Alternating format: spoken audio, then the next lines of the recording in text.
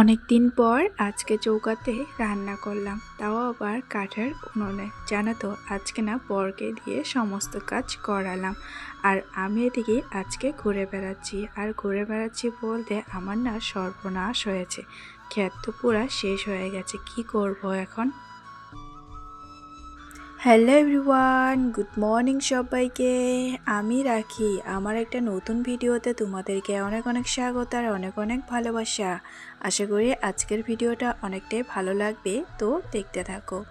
জানো তো, ঘুম থেকে সকালে উঠেছি আর এ কদিন যে বৃষ্টি শুরু হয়েছে কি আর বলবো, ভালোই লাগে না। আমার মনে হয় বঙ্গাইগাঁওতে বেশি বৃষ্টি হয়, কি আর বলবো। চারিদিকে জল আর জল। আর এইদিকে ওইদিকে ফোন করে শুনছি যে ওইদিকে নাকি বৃষ্টি হয় না। আর জানো তো, এদিকে বাচ্চার কাপড়, আমাদের কাপড়, সমস্ত ঘর কিন্তু একদম ভরে গেছে কাপড়ে। আর জানোই বাচ্চা কাচ্চা বৃষ্টির দিনে বেশি নোংরা করে আর কি। তো এই যে ঘুম থেকে উঠলাম, বিছনাটাও উঠে নিয়েছি। আমি তো আগেই উঠে বেরোছি আর ওর বাবা আর মেয়ে এখন উঠলো। তাই এই যে ঘরের কাজগুলো করে নিলাম, আর বাকি বাইরের কাজগুলো কিন্তু আগেই করে নিয়েছি।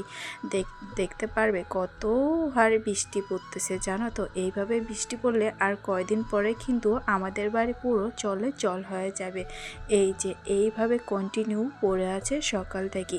আর আমার ক্ষেতের অবস্থা দেখো, লাউ গাছটা এত সুন্দর হয়েছে, তার মধ্যে এত জল উঠেছে। আর কি করব, এত কিছু লাগিয়েছি সব শেষ হয়ে যাবে জানো তো এই বৃষ্টিতে। অনেকেরই হয়তো এই বর্ষা দিনটা অনেকটাই ভালো লাগে, আমার তো একদমই ভালো লাগে না। কারণটা তোমরা সবাই জানো, যেহেতু ঘরের মধ্যে বাচ্চা আছে। আর ভালোবার লাগবেই কেন জানো তো, একদমই বলতে একদমই ভালো লাগে না। আর কেউ কেউ আছে বর্ষা দিন দিলে শুয়ে বসে থাকে, কিন্তু আমি তো আর পারি না জানো তো। আমি আগে থেকে বর্ষা দিনটা অনেকটাই মানে হেট করতাম আর কি, ভালো লাগতো না আর কি।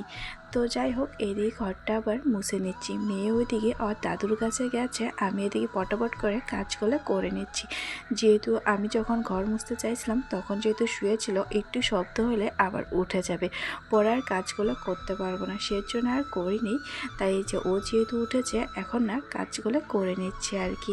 আমি না সব দিনই এইভাবে করে ঘর মুছি। দেখতে দেখতে কিন্তু আমার মেয়েটা চলে এলো, এখন আমার ঘর মুছাটাই হইল না।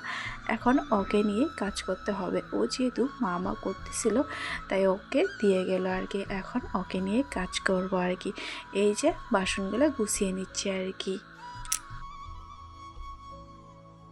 এখন না আমার পুরো হ্যাবিট হয়ে গেছে বাচ্চাকে নিয়ে কাজ করা। ভালোই লাগে মাঝে মধ্যে ওকে নিয়ে কাজ করতে আর কি। মাঝে মাঝে এত রাগ ওঠে কি আর বলবো, মাঝে মাঝে ভালোই লাগে ওকে নিয়ে কাজ করতে।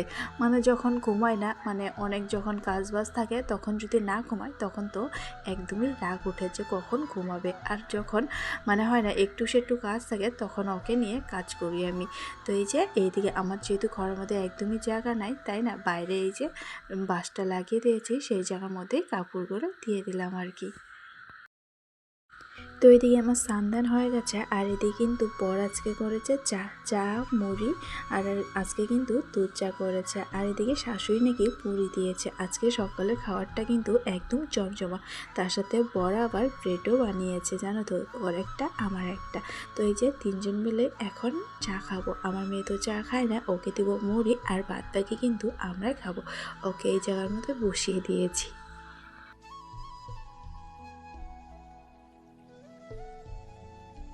আজকে ও বলল সে নাকি দোকানে যাবে না, আর যেহেতু বৃষ্টি পড়ছে একদমই তো যাইতেই পারবে না। তাই বললাম চলো তাহলে কাজ করি। মেয়ে যেহেতু ঘুমিয়ে আছে, পটাপট করে ফ্রিজটা ধুয়ে নিই। যেহেতু অনেক দিন হয় আনছে, এখনও না ফ্রিজের মধ্যে না কিছু রাখতে পারছি না কিছু ধুইতে পারছি।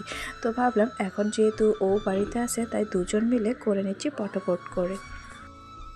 যে কোনো কাজ না দুজন করলে পটাপট হয়ে যায়। এই কয়দিন করিনি, তার কারণ মেয়েকে নিয়ে না এসব করতে পারবো না, তার জন্যই ধরিনি। আজকে যেহেতু ও বাড়িতে আছে, তাই দুজন মিলে পটাপট করে নিচ্ছি, যে মেয়েও যেন ঘুমাইতে পারে, আমরাও যেন কাজটা তাড়াতাড়ি করতে পারি। তাই দুজন মিলে ধরেছি আর কি।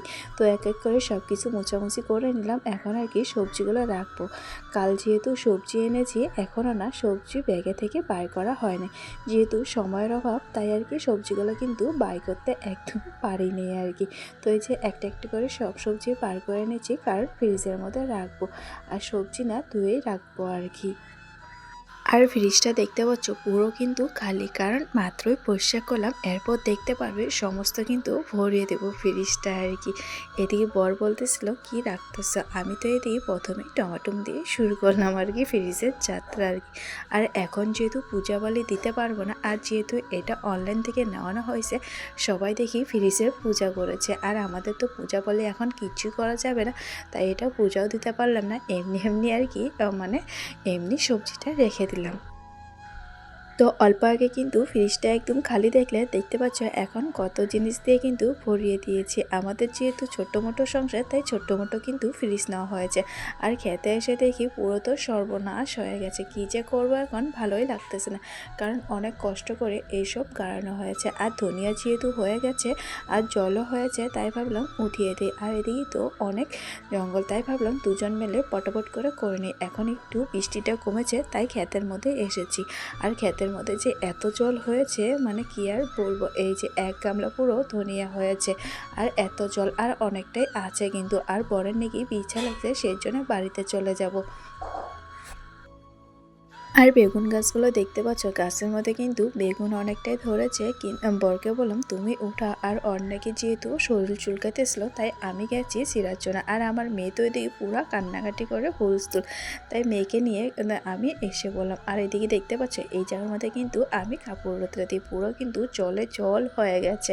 আর এত বৃষ্টি জল হবে না মানে রাত দিন পুরো সমান বৃষ্টি হচ্ছে আর কি, আর রাত্রে তো কন্টিনিউ পড়ে থাকে।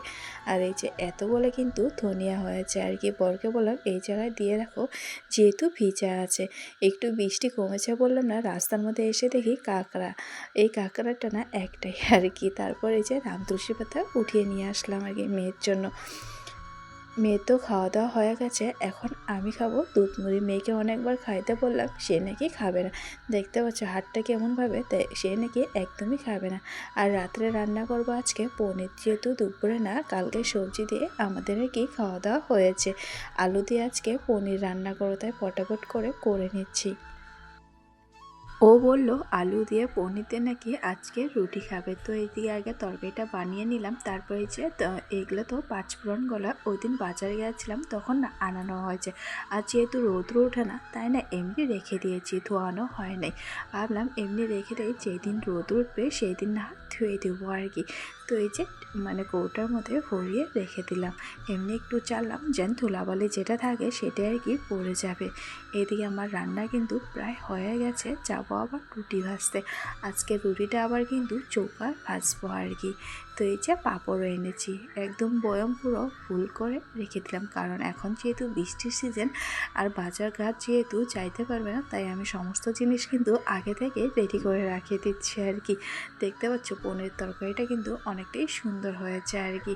আর বরকে বললাম আমি ওদিকে কাজ করতেছি, তুমি এদিকে মেয়ের কাপড়গুলো দিয়ে দাও তারের মধ্যে, কারণ এইসব কাপড় না শুকালে তো আর আমি তো পরাইতে পারবো না, কারণ ওর সমস্ত কাপড় কিন্তু ভিজা আর কি, জানো বাচ্চা সেজন্য। আর এদিকে চৌকাটা ধরিয়ে নিয়েছি, এটা কিন্তু আলগা চৌকা। আবার যেহেতু রুটি বানাবো আগে থেকে সব কিছু রেডি করে রেখে দিয়েছি, এখন খালি উনুনটা জ্বালালেই হয়ে যাবে। এদিকে মেয়েকে দেখতে পাচ্ছ, তার যে কী আনন্দ, কারণ ও না আগুন দেখার সাথে আগুন আগুন করে বলতেছিল। আর এদিকে রুটি কিন্তু কয়েকটা হয়েছে। তো এই যে ফাইনালি আমার রুটি হয়ে গেছে, এখন আমরা খাবো। তো এই যে আজকে রাত্রে ডিনার হলো রুটি আর পনিরের সবজি। কেমন লাগলো অবশ্যই জানিয়ে দিও।